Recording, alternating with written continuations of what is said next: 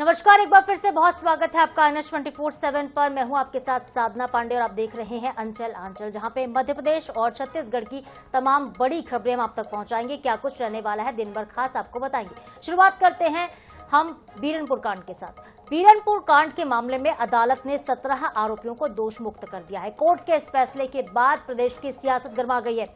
मामले को लेकर मंत्री गजेंद्र यादव ने बयान जारी कर दिया है। कहा है कि पिछली कांग्रेस की सरकार ने जानबूझकर निर्दोष लोगों को फंसाया था। उन्होंने आरोप लगाया कि अपने लोगों को खुश करने के लिए बेगुनाह लोगों को आरोपी बना दिया गया।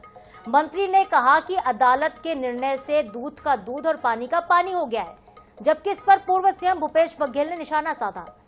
भूपेश बघेल कह रहे हैं कि अपराध तो घटित हुआ था, सवाल इस बात का है कि उनके पुलिस और उनके वकील किस तरह से कोर्ट में दलीलें रखते हैं। तो कोर्ट के निर्णय पर अब सियासत शुरू हो चुकी है। अदालत का अहम फैसला आया है प्रदेश में, इसके बाद राजनीति गर्मा चुकी है। अपराध तो घटित हुआ, यह कहना है भूपेश बघेल का, लेकिन अब किस तरह की दलीलें दी जा रही हैं, क्योंकि बीरनपुर कांड के 17 लोग दोषमुक्त कर दिए गए हैं। मंत्री गजेंद्र यादव ने इसको लेकर कहा कि कांग्रेस सरकार जानबूझकर निर्दोषों को फंसाने की कोशिश कर रही थी। अपने लोगों को खुश करने के लिए उन्होंने निर्दोष लोगों को आरोपी बना दिया था।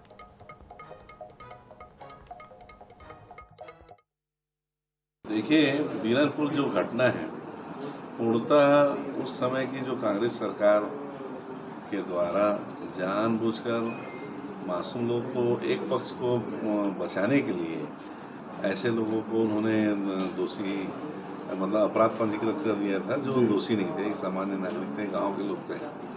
बेवजह उनके ऊपर दबाव बनाने के लिए वहां पे अपने लोगों को खुश करने के लिए उन्होंने 17 लोगों को आरोपी बनाकर जेल में नियुक्त कर दिया और माननीय न्यायालय का निर्णय आने से दूध का दूध और पानी पानी हो गया। एकदम स्पष्ट है कि बेवजह कांग्रेस सरकार जानबूझ के निर्दोष लोगों को दोषी बनाने में का काम की थी। अपराध तो घटित हुआ, अब सवाल इस बात का है कि उसके पुलिस और वकील किस प्रकार से कोर्ट में दलील रखते हैं, वो एक महत्वपूर्ण बात है। घटना तो देखिए, जो श्रमिक नेता शंकर गुहा नियोगी, उसकी हत्या हुई थी, सारे लोग बेइज्जत बरी हो गए। इसका मतलब ये तो नहीं कि हत्या नहीं हुई थी, हत्या तो हुई है, लेकिन किस प्रकार से आप अपना पक्ष रखते हैं वो महत्वपूर्ण है। और चलिए बात अब करेंगे मध्य प्रदेश के बजट की। क्या कुछ बजट में खास रहा आपको बताते हैं। मध्य प्रदेश विधानसभा में वित्त मंत्री जगदीश देवड़ा ने वित्तीय वर्ष 2026-27 के लिए 4,38,317 करोड़ का बजट पेश किया है। डॉक्टर मोहन यादव की सरकार का ये तीसरा और बतौर वित्त मंत्री जगदीश देवड़ा का ये 7वां बजट रहा। वित्त मंत्री देवड़ा ने कहा कि हमारी सरकार का उद्देश्य है हर हाथ को काम देना। सरकार ने 2026 को किसान कल्याण वर्ष घोषित किया है। पीएम फसल बीमा योजना के लिए 1,299 करोड़ रुपए, सीएम कृषक उन्नत योजना के लिए 5,500 करोड़ का प्रावधान किया गया। 720 करोड़ ब्याज मुक्त ऋण के लिए, 3,000 करोड़ से 1 लाख सोलर पंप दिए जाएंगे।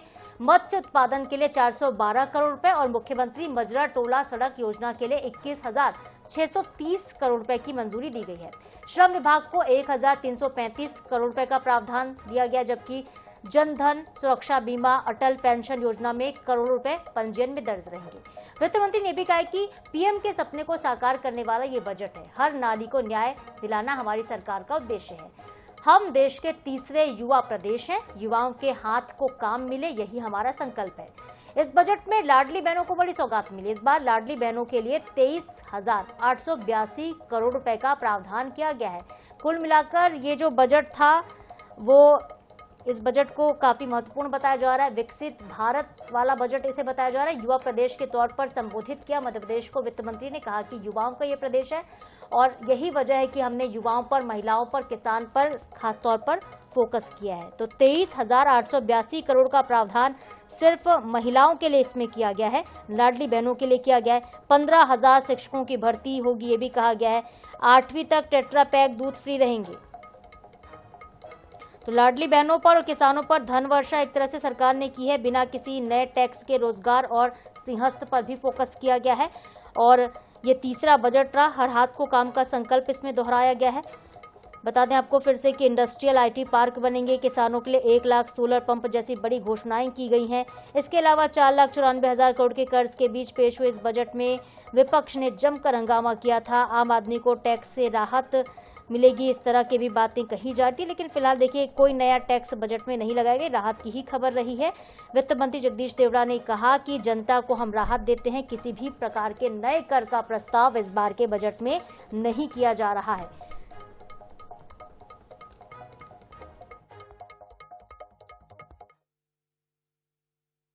देखिए, आपके सबकी जानकारी के लिए दोबारा बताना चाहूंगा, हमारा बजट पिछले बार 4,21,000 करोड़ का था। इस वर्ष 4,38,300 करोड़ से ऊपर का है, लेकिन हमारे द्वारा जो वित्त की लिमिट है मात्र 72,000 करोड़ का कर्जा लिया था, और 72,000 के कर्जे के आधार पर भी हमने अपने उस क्रम के आधार पर जो 4,21,000 करोड़ का हमारा पिछला बजट था, अब बताइए जो वो पूरा कर्जा बता रहा है वो 1 साल का नहीं है, वो जब से मध्य प्रदेश बना है 1956 से, तब से चली आने वाली परंपरा है।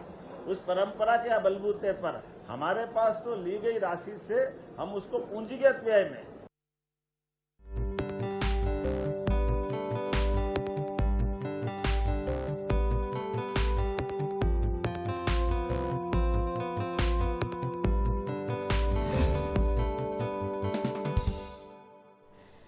मुख्यमंत्री डॉक्टर मोहन यादव के लिए 18 फरवरी का दिन बेहद व्यस्त और काफी अहम रहा। दिन की शुरुआत राजधानी भोपाल से हुई, जहां पर कैबिनेट ने वित्तीय वर्ष 2026-27 के बजट को मंजूर किया। इसके बाद ग्वालियर पहुंचे मुख्यमंत्री, कुलैथ गांव में रोड शो किया, किसान सम्मेलन में हिस्सा लिया। शाम को मुख्यमंत्री देश की आर्थिक राजधानी मुंबई भी पहुंचे, जहां पे उन्होंने मुंबई क्लाइमेट वीक 2026 में मध्य प्रदेश का प्रतिनिधित्व किया। देखिए क्या कुछ खास रहा उनके दौरे के दौरान।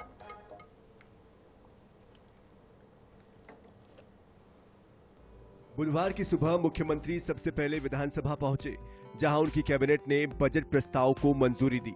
मुख्यमंत्री डॉक्टर मोहन यादव की अध्यक्षता में कैबिनेट की बैठक विधानसभा के समिति कक्ष में वंदे मातरम गान के साथ शुरू हुई। इसके बाद विधानसभा सत्र शुरू होने पर मुख्यमंत्री की उपस्थिति में वित्त मंत्री जगदीश देवड़ा ने वित्तीय वर्ष 2026-27 के लिए 4,38,317 करोड़ का डिजिटल बजट पेश किया। इस बजट को मुख्यमंत्री ने ज्ञानी मॉडल पर आधारित बताया। उन्होंने कहा कि ये प्रधानमंत्री मोदी के संकल्प पर आधारित बजट है। जिस प्रकार से देश आगे बढ़ रहा है, मध्य प्रदेश भी लगातार हर एक क्षेत्र में अपने आकार के साथ साथ विकास के पर्याप्त धनराशि रखते हुए लगातार आगे बढ़ने के संकल्प की तरफ बढ़ रहा है। और खास करके माननीय प्रधानमंत्री ने जो 4 शब्द दिए हैं, गरीब, महिला, युवा, किसान, जिसको ज्ञान करके देते थे, इस वर्ष हमारे वित्त मंत्री द्वारा खास करके आई भी जोड़ा है।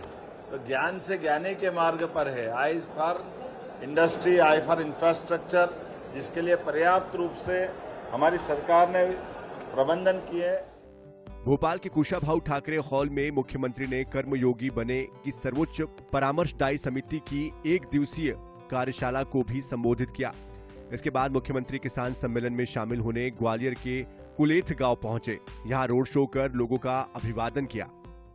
क्या माला वाली माला लाए, आज तो ऐसा लगा ग्वालियर, भिंड, मुरैना सभी दुकानों से फूल गायब हो गए होंगे, सब यहीं आ गए और कहीं बचे नहीं।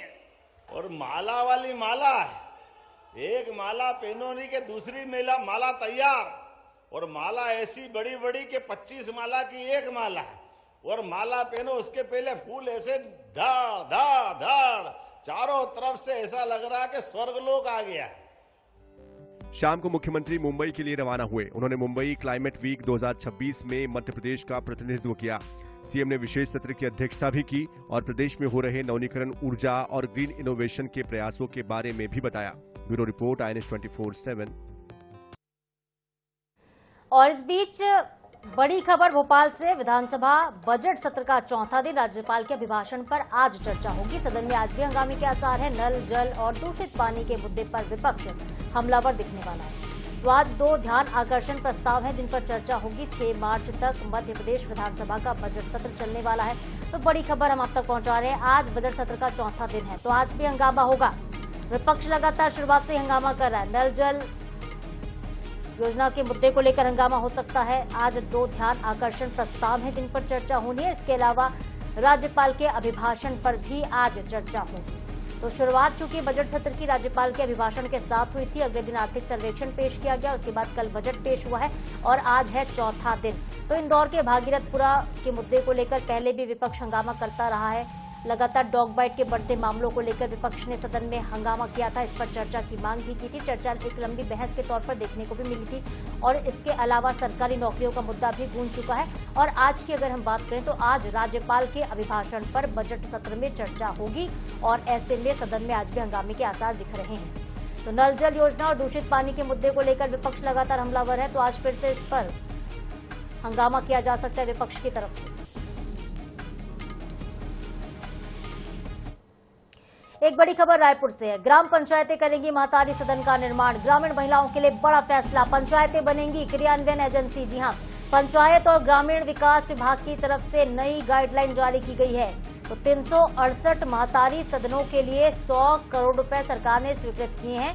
हर एक सदन में 30 लाख रुपए सरकार खर्च करेगी। 137 सदनों का निर्माण पूरा हो चुका है जो निर्माणाधीन है। 6 से 8 महीने में उनको पूरा करना होगा। जिला पंचायत सीईओ प्रशासकीय स्वीकृति देंगे। तो महत्वपूर्ण खबर हम आप तक पहुंचा रहे हैं छत्तीसगढ़ से, जहां पे अब महतारी सदन के लिए ग्राम पंचायतें जो हैं सदन का निर्माण करेंगी, उनको जिम्मेदारी सौंप दी गई है। ग्रामीण महिलाओं के लिए बहुत बड़ा फैसला सरकार की तरफ से किया गया। ग्राम पंचायतों की तरफ से ही ये काम होगा। क्रियान्वयन एजेंसी के तौर पर पंचायतें काम करेंगी। पंचायत और ग्रामीण विकास विभाग की तरफ से ये गाइडलाइन आ चुकी है।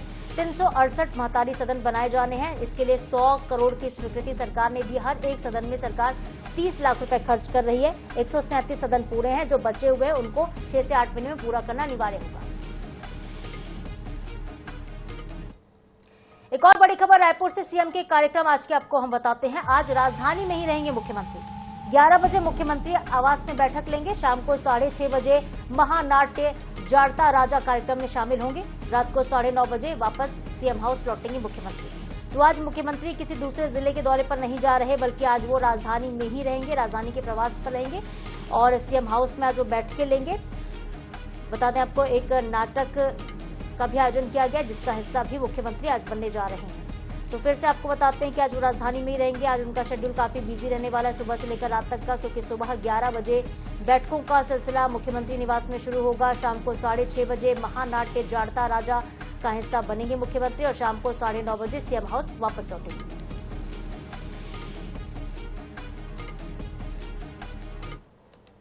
सूरजपुर जिले के सुंदरगंज गांव में बथानपारा में अतिक्रमण को हटाने की कार्रवाई के दौरान 2 पक्षों के बीच विवाद हो गया है।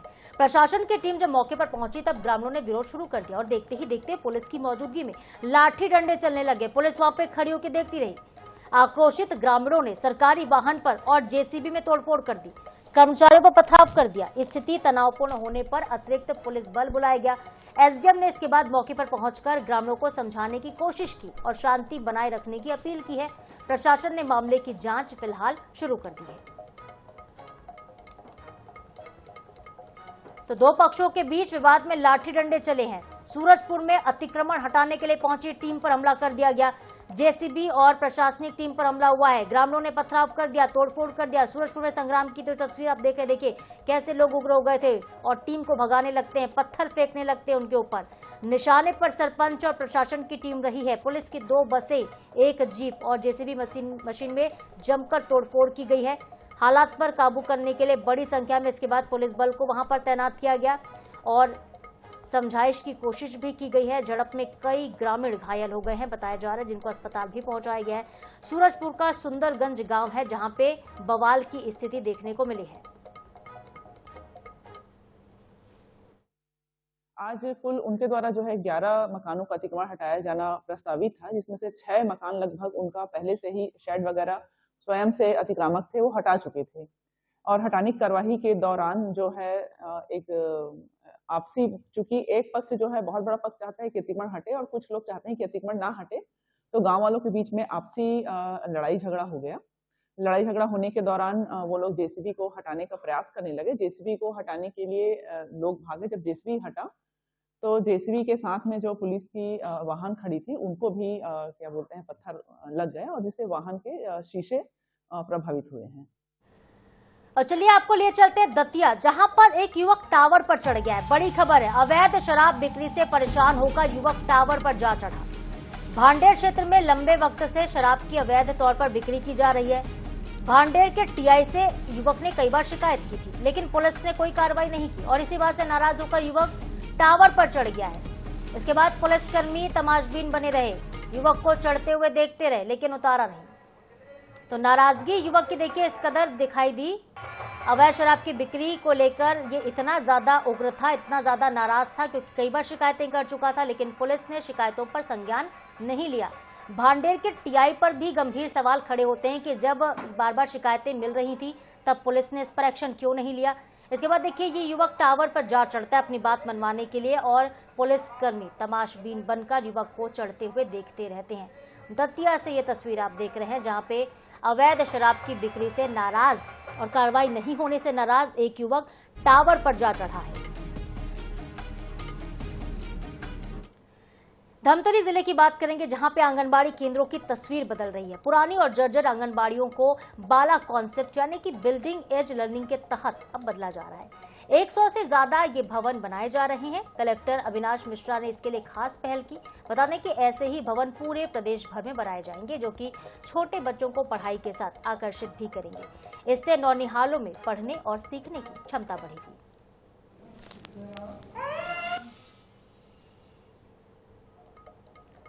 तो बेहद देखिए आकर्षक तरीके से आंगनबाड़ी केंद्रों को सजाया जा रहा है। इसकी तस्वीर बदल रही, इसकी सूरत बदल रही है और संवर भी रही है। बाला प्रोजेक्ट के तहत 100 भवन तैयार किए जाएंगे और धमतरी में कलेक्टर ने ये खास पहल की है। इधर कवर्धा के कस्तूरबा गांधी बालिका विद्यालय के तहत संचालित हुए आवासीय छात्रावास में अव्यवस्थाओं से छात्राएं बेहद परेशान हैं। हड़ताल होकर छात्राओं ने अधीक्षिका के खिलाफ ही मोर्चा खोल दिया है। प्रशासनिक अधिकारियों के सामने उन्होंने अधीक्षिका पर गंभीर आरोप लगाए हैं। कलेक्टर से लिखित शिकायत में छात्रावास की बदतर स्थिति बताई गई। छात्राएं कह रही हैं कि उनको गुणवत्ताहीन खाना मिलता है, बाजार से सड़ी गली हुई सब्जियां मंगवाई जाती हैं, जिसके चलते वो भरपेट भोजन भी नहीं कर पाती हैं। एक अभिभावक का आरोप है कि उनकी बेटी की तबीयत खराब हो गई, जिसके बाद छात्रावास प्रबंधन ने इलाज तक की व्यवस्था नहीं की है।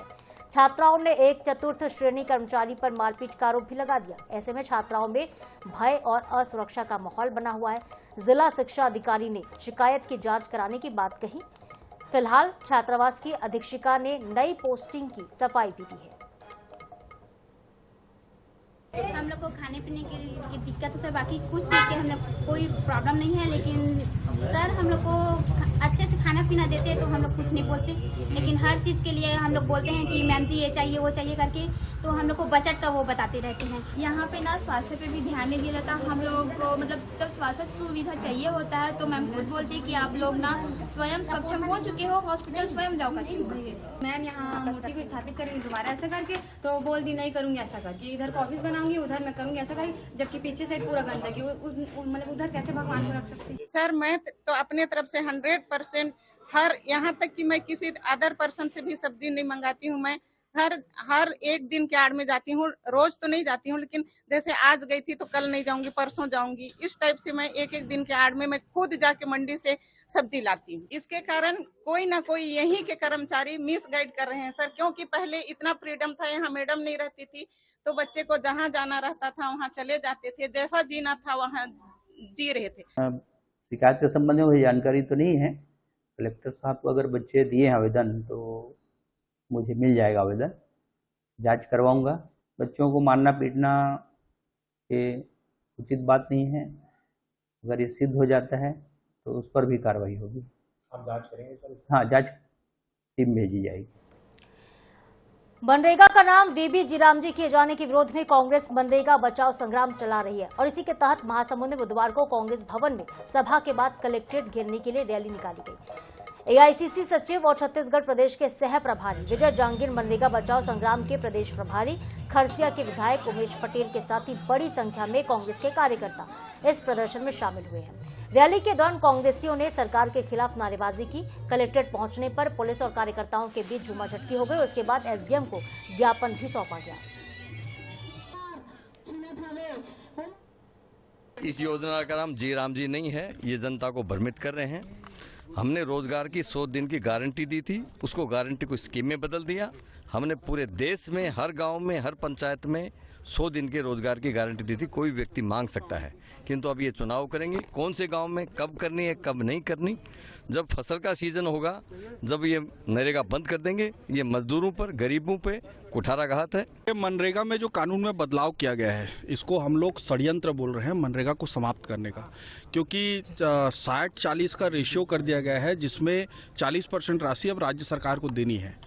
जो सरकार किसानों का धान नहीं खरीद पा रही है, जो किसान पिछले 2 साल में 4 बार बिजली का बिल बढ़ा चुकी है, जो सरकार महतारी जो बुजुर्ग महिलाएं हैं उनका 500 रुपये काट रही है महतारी वंदन में, उस सरकार से हमें उम्मीद नहीं है कि 40% राशि उपलब्ध कराएगी मजदूरों के लिए। इसलिए हमको ऐसा लग रहा है कि ये छत्तीसगढ़ में मनरेगा पूरी तरीके से समाप्त हो जाएगा और ये एक तरह का षड्यंत्र है। इसी के विरोध में कांग्रेस पार्टी ये आंदोलन कर रही है। और इसके साथ ही अंचल में आज के लिए फिलहाल इतना ही, लेकिन दुनिया भर की बड़ी खबरों से अपडेट रहने के लिए आप देखते रहिए INS 24/7। नमस्कार।